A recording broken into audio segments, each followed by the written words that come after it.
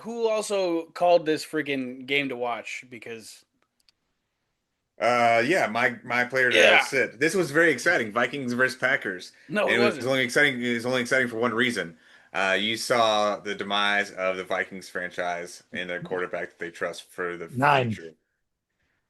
You can't give So them that anymore. That's just straight JJ McCarthy. Ass. The problem Packers was is defense is J.J. for McCarthy real. was out there. 9 wasn't. No, nine was out there all three jeez, quarters. In the fourth quarter, JJ showed up. he's thrown a pick in every game. Like he's had way too many games with two picks, dude. I think the biggest highlight out of this whole entire game was whenever they came up on the screen about stats about JJ McCarthy was like yards per attempt, and like completion percentage, and ranking him out of everybody in the league by every single one. Last. Like putting that right on TV for everybody to see. That's not what you want to see for JJ McCarthy. Vikings, you got to get rid of him. You got to do something else. That was not fun to watch, honestly, but for your end. You had some solid defense, stopped Jordan Love quite a bit, but it was a big defensive games, which I kind of called. So it was a good rock fight. Bring Kirk back. Oh, bring Kirk Cousins back right away. JJ will be so happy. I By do JJ, I think mean it's Justin Jefferson. there's like a comical element to it. Like Kevin O'Connell is seen as like this quarterback whisperer. Like No, I quarterbacks think go he's. there and I like think revamp their careers. Like it's hilarious to me that this is their choice at quarterback because he's got to be involved in that decision in some way. yeah, but Kevin O'Connell's not revamping his career here. That's the problem. He can revamp. He can't build up to start with. It He was needs some. seen it They was need to have seen a as little a base quarter. level. What I'm saying is it was seen as a quarterback friendly place to go, and like now you end up with one of the worst quarterbacks in the NFL that even your quarterback whisperer coach is not going to No, be no, able to no, beat. not one of. He is the worst quarterback in the NFL, statistically. He's that bad. He's bad.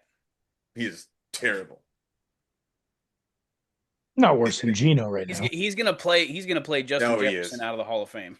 This is there. JJ is gone down with a concussion after the game, so he's gonna be out for a few weeks in concussion protocol because they got to try anything else That's where besides he him right needs to now. stay. I mean, They need to try anything else besides him. It's a soft benching. yeah, Maybe I they mean try it's Justin Jefferson at quarterback. do something. Can't be much worse. It's crazy. It's crazy to see. I mean, all of the criticism about JJ McCarthy coming out of the draft is pretty much accurate. You can't look at the way that Michigan played ball with JJ McCarthy at quarterback and think that he was going to do well in the NFL. Like I'm sorry. All the criticisms about him coming out of college were correct. He's a handoff merchant and not even a good game manager. And he was a first round pick. First round pick. It honestly makes Blake Corum look really, really good and surprising that he's not getting more utilization. Obviously, he's gotten quite a few more touches this season than in previous seasons. And obviously, he's got hard competition there with Kyron Williams, but you would think somebody would be trying to go after Blake Corum after seeing how bad JJ McCarthy has been this season. No, no, he's a backup. He'll shine eventually. Don't worry about him. He'll be fine. Who picked the stupid game of the first game of the week here? Who picked that terrible ass game? Was that me? I don't feel like it That was was me, but It it was wasn't not me. me. okay, then it was me. Yeah. All right, fine. I All thought right. I thought I took the Bears game, but That was I stole it from you. I picked first. yeah, I sad. took Steelers Bears. Thought Bucs Rams was going to be a really good game. Turned out not to be. There's not a whole lot to talk about here. The Rams look to be top of the NFC. The Rams are scary. They should be at least for everybody in the NFC. Matt Stafford should be up for MVP this season with what he's doing. Obviously, he's got a plethora of weapons to throw to and hand the ball off to, but um, yeah, that Rams team is incredibly scary. For the Bucs, It's not good. It's not good. You did have Chris Godwin out there for a little bit, I believe, but he's still not right. Who knows if he'll ever be right? You're missing Chris Evans. That's not good. Fine. Chris Chris Evans. Evans, Mike It's Evans. not Captain America. Uh, uh, Mike Evans is still missing. Amika Egbuka back from some slight injury, but wasn't really effective. Tez Johnson got their only touchdown, and the running backs haven't weren't effective, and that's just credit due to hey, the Rams have also a really good defense. Baker Mayfield ended up getting an injury here. I believe they had an MRI, and it was a AC joint sprain in his shoulder. Did not fracture it like he did with Cleveland, so that's good news. Likely to miss a little bit of time, I would assume. Bucs are in trouble here. Bucs are in trouble because the Falcons, even though they've had some stumbling blocks, they're still in the race. The Panthers are still in the race for the South. The only team in the South that's out is the Saints. So this is going to shape up to be a wild fight out of the West, like it usually is out of bad teams. Is that another fine? Yeah. You're talking about the NFC South? Yeah, I said AFC out of the South. South. A fight? You said a fight in the West. Did I say in Yeah. the West? Wow, it's another But one. anyways, And there will be a fight in the West with the NFC West, but a much more entertaining fight. a much more The Falcons, entertaining. the Falcons are a long shot in that division. The Panthers are right on the. Like, do they not have the same record as the Bucs right now, or are the Bucs one game up? After tonight, I think they may be tied for first whenever the Panthers win against the Niners. You're hilarious. Let's What do you mean they're see gonna win? here. I mean, Falcons are 2 games back, so for them to be a long shot, that's a wild call. They're not. They're They are. they're only two They games have back. Kirk Cousins at quarterback, dude. It's okay. It's not a long shot. It's not good. Carolina has They lost. Bryce They Young. dropped. They got swept by the Panthers. Hey, Panthers just have their number. That's okay. Bryce Young has like 14 game-winning drives in the past 2 years. It's all right. It's like That all of has his to be. wins, That but has to be an exaggeration. no, that's They like don't all of even his have wins. 14 wins in the last two Pan- seasons. Panthers do You're also right. have a ridiculously strong schedule to finish it out. They play the Niners, the Rams. They've got a bye week in the Saints, and then they still play the Bucs, the Seahawks, and the Bucs again. Falcons Man, have the Jets, Seahawks, Bucs, Cardinals, Rams, Saints. So They're gonna even with lose. even They can with win Kirk two more Cousins at the games. helm, they still They're gonna have win a two far max. easier schedule. And That's 2 wins right there. That's The it. Buccaneers still have a pretty easy schedule to finish off the season as well. They They've gotta got get the healthy though. Cardinals, Saints, Falcons, Panthers, Dolphins, Panthers. So I I have would faith in not the expect the Panthers. Panthers to make it out of this division. Oh, please. You have no faith. Correct. I have no faith in the Panthers who have shown nothing. Yeah. Shocker. but the Falcons are not a long shot to overtake the Bucs. Yeah. I I said What is they're going not a on? long shot to at They least are a long compete in the shot. division. They're only 2 games back with an easy schedule. The Panthers are in such a better position than them. Like they will compete. But so okay, Bookmark it. moving on. More fun divisional talk with my game of the week. I had Steelers Bears. Um, I went to the Chiefs game, so didn't watch this game. But the Bears, the score does not indicate the way that the Bears had this game in hand. They were up by 10 near the start of the fourth quarter. Like they scored with 14 some odd left in the fourth quarter. And the Steelers didn't score again until about 6 minutes left in the fourth quarter to bring it to 28-31. The Bears sitting at 8-3 at the top of the NFC North. Do they hang on to that? Did the Lions catch them? Like that's That nobody was expecting the Bears to be at the top of this division.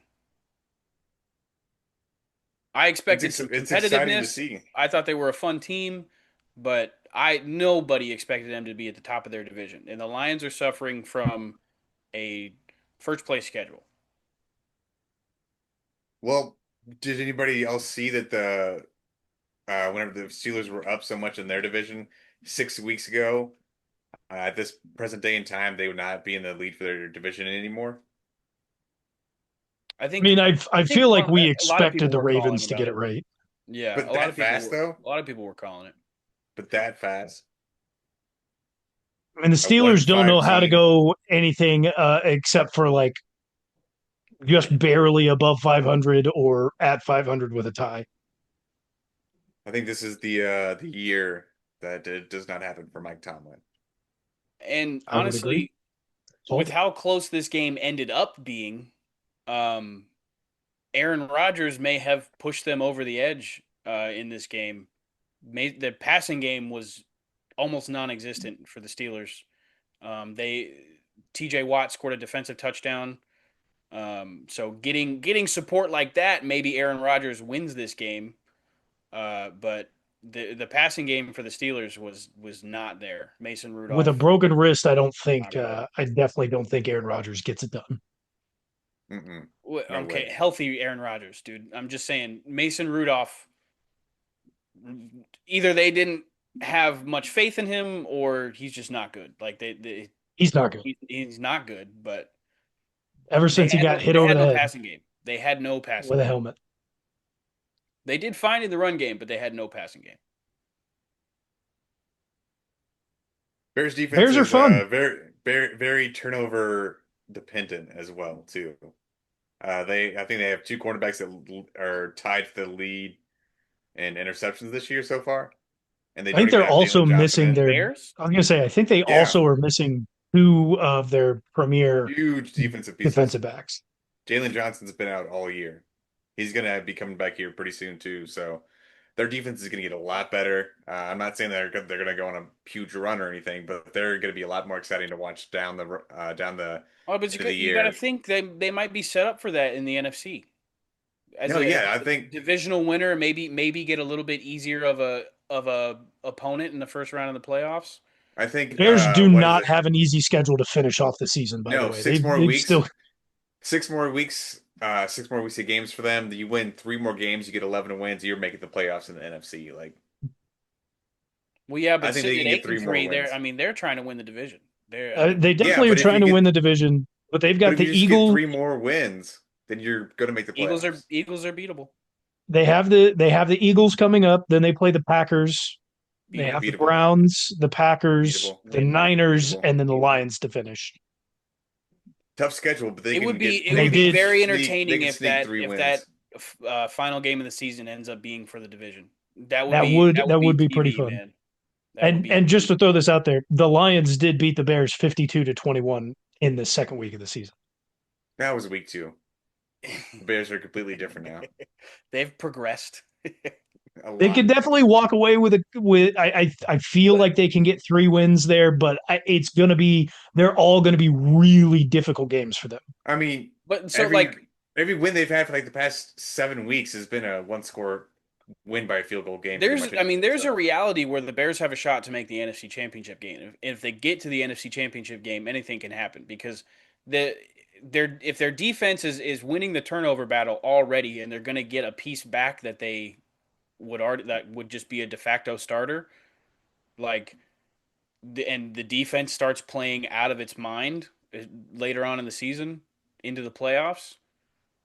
I mean, the playoffs are a lot about who's hot, and if a defense is playing really well and shutting down the other team's offense, Caleb Williams won't have to do much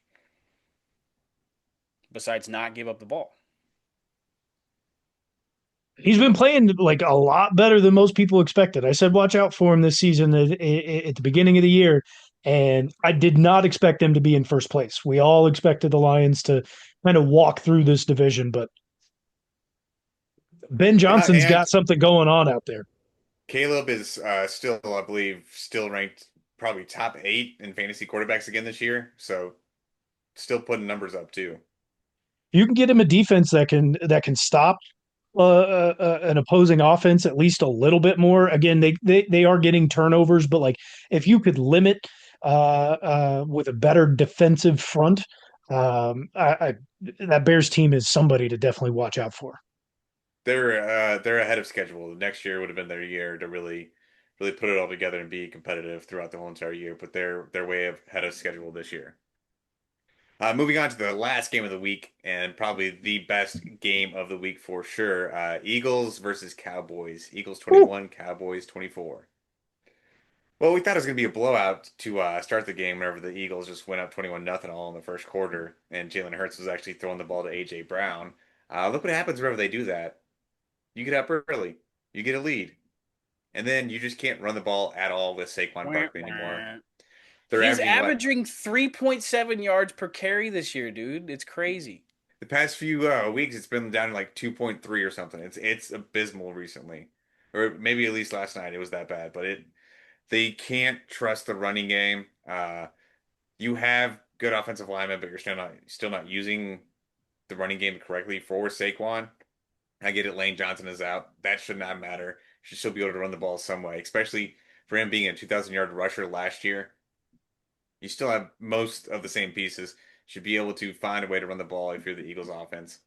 But to give up 24 unanswered points to the Cowboys, that is insane. George Pickens is showing you why he is one of the best receivers in the league this year. 9 targets, 9 catches. I don't know how many yards he had, but 1 touchdown to go with that. Absolutely killing it out there. He's not missing anything. He is must watch TV. He is fun to watch every time he's out there.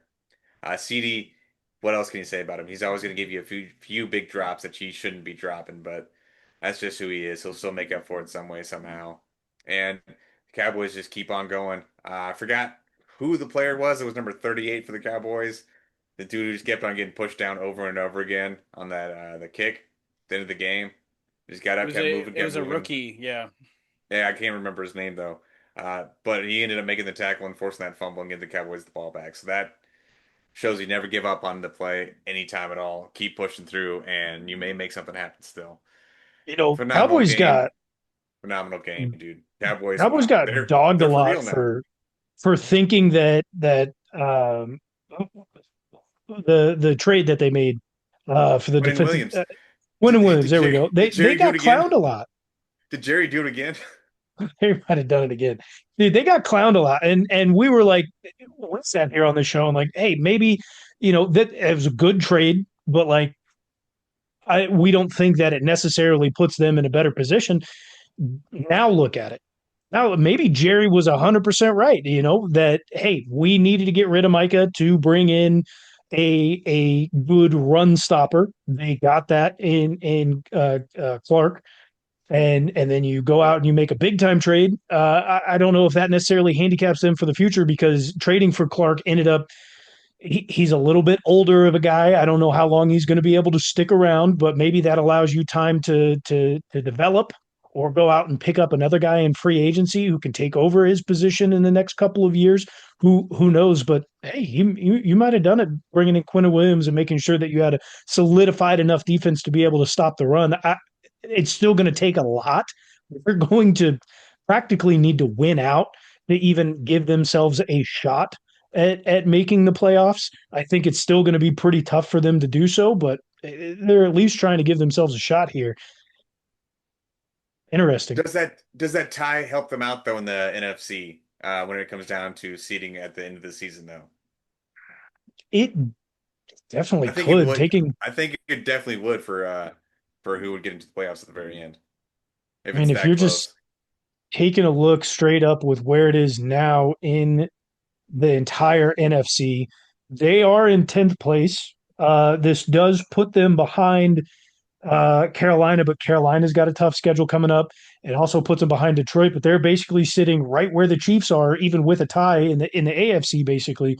So the guys above them don't necessarily have some easy schedules. They don't necessarily have an easy schedule moving forward, but a tie could come in handy should some dominoes fall up above them just a little bit.